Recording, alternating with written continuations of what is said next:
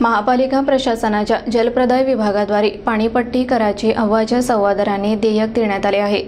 सदर देयक हे मीटर रीडिंग न घेता थेट वाढीव दराने देण्यात येत असून हे देयक कमी करण्याच्या नावाखाली आर्थिक व्यवहार होत आहे।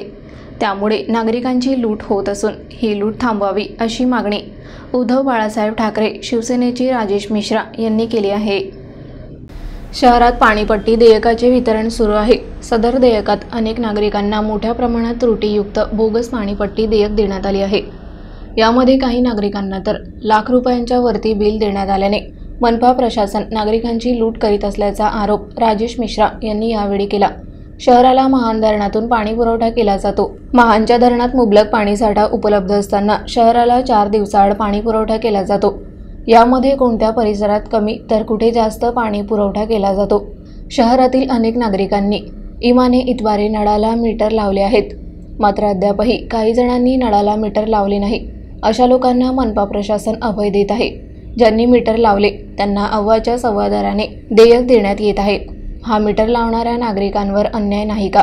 त्यामुळे शहरातील सम परिसरात पूर्वीप्रमाणे वार्षिक 1200 ते नागरी वस्ती भागात 1800 रुपये प्रमाणे देयक देण्यात यावे। तसेच ज्या नागरिकांकडे मीटर आहे अशा नागरिकांना स्वाती इंडस्ट्रीज मार्फत मीटर रीडिंग घेऊन देयक देण्यात यावी अशी मागणी राजेश मिश्रा यांनी यावेळी केली। राजेश मिश्रा यांच्यासह शेकडो शिवसैनिक उपस्थित होते। आज अकोला महानगरपालिकेमध्ये आम्ही पाणीपट्टी कर हे जे त्याची बिल आलेले आहे त्याची आम्ही होळी केलेली आहे आणि त्याबद्दल आम्ही निवेदन दिलेलं आहे। आयुक्त साहेब नव्हते आणि ठाकरे मॅडम उपायुक्त हे आमच्याकडे आले होते। त्यांना आम्ही सांगितलं की शहरामध्ये आठवड्यात 2 दिवस पाणी भेटते आणि दररोज न पाणी भेटता शहरामध्ये आतापर्यंत 29-30 हजार लोकांकडे मीटर नाही आहे। ते तुम्ही आवाजावी तुम्ही त्यांना बिल देता, कोणाला 1,70,000 आहे, कोणाला 75,000 आहे, कोणाला 40,000 आहे। ते न करता त्यामध्ये अर्थव्यवहार चालू आहे असा आमच्या कानावर विषय आलेला आहे। कारण की स्वाती जी कंपनी आहे यांनी जे आता सध्या बिल वाटप केलेलं आहे त्या बिलामध्ये अनेक त्रुट्या आहेत आणि ज्या लोकांनी बिल भरलेलं आहे त्यांना दुप्पट हे आणखीन बिल देऊ राहिले।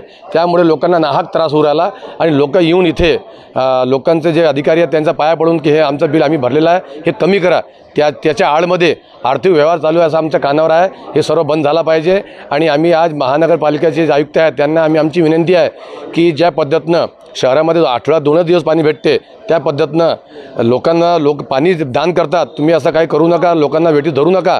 आणि ज्याप्रमाणे सलम एरियामध्ये जे 1200 रुपये टॅक्स होता तसा तुम्ही पाणीपट्टी कर वसूल करा। ज्याच्याकडे मीटर आहे त्यांच्या रेटिंगप्रमाणे तुम्ही मीटर टॅक्स वसूल करा।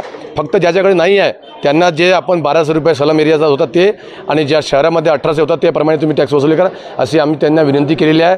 माझी आयुक्ताला विनंती आहे की मी लोकांचे जे विषय आहे, प्रश्न आहे, जे मी लोकांसाठी आंदोलन करतो ते विषय मांडतो आणि लोकांसमोर आणतो। त्याच्यामुळे माझ्या वार्डामध्ये जे हे आर्थिक निधी जे आमच्या वार्डामध्ये येत आहे ते कापू राहिले, ते असं करू नका। कारण की माझी जी लढाई आहे लोकांच्या हितासाठी लढाई आहे। मी काही व्यक्तिगत माझ्या कोणासोबत व्यक्तिगत विरोध नाही आहे। माझी विनंती आहे की जे माझ्या वार्डामध्ये दलित वस्ती निधी कापलेली आहे ते पण निधी मला परत द्या। धन्यवाद।